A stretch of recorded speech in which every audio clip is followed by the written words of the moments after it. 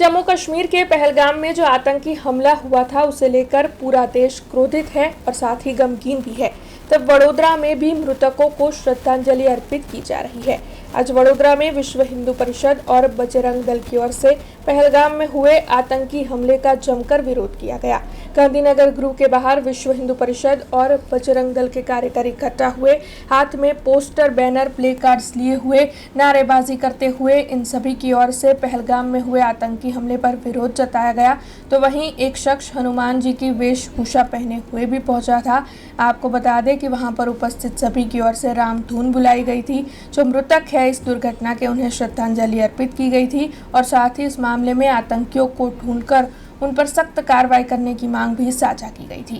स्पष्ट मैसेज है कि सरकार श्री आमा कड़क में कड़क कार्यवाही करे, एयर स्ट्राइक करवानी थाय तो ये पण करे अने सरहद पार करवानी थाय तो सरहद पार करे। आतंकवादनी हवे संजोगों कोईपण संजोगों चलावी लेवामां नहीं आवे।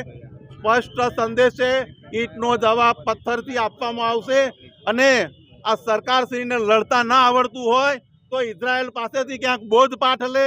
एटला बधा मुस्लिम राष्ट्रोनी वच्चे जो इजरायल लड़ी शकतुं होय तो आवडुं मोटुं भारत विश्वगुरुनी एक प्रेरणा लईने ए करी रह्युं छे।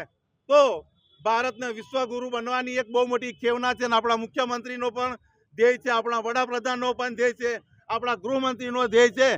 तो विश्वगुरु बनવું હોય તો ઇઝરાયલની જેમ લડતા શીખવું પડશે। આ ઘટના મારે હિન્દુઓને પણ એક મેસેજ આપવો છે કે આમાં બધાની જાતિ પૂછીને ગોળીમાર નથી કરવામાં આવ્યો, જાતિ પૂછીને વધ નથી કરવામાં આવ્યો। ફક્ત અને ફક્ત હિન્દુ હોવાના નાતે એમને ઠાર મારવામાં આવ્યા છે, એક શહીદ થયા છે એ લોકો। તો મારું સ્પષ્ટ કહેવું છે કે હિન્દુઓ હવે સંગઠિત બને, જાતિવાદના ભેદભાવથી એક અલગ થાય અને એક संगठित हिंदू तरीके आगे बढ़े। सुरक्षा एवं है हिंदुओं। हमसे जुड़े रहने के लिए हमारे YouTube चैनल को सब्सक्राइब करें और नई वीडियो की नोटिफिकेशन के लिए बेल आइकॉन को दबाएं।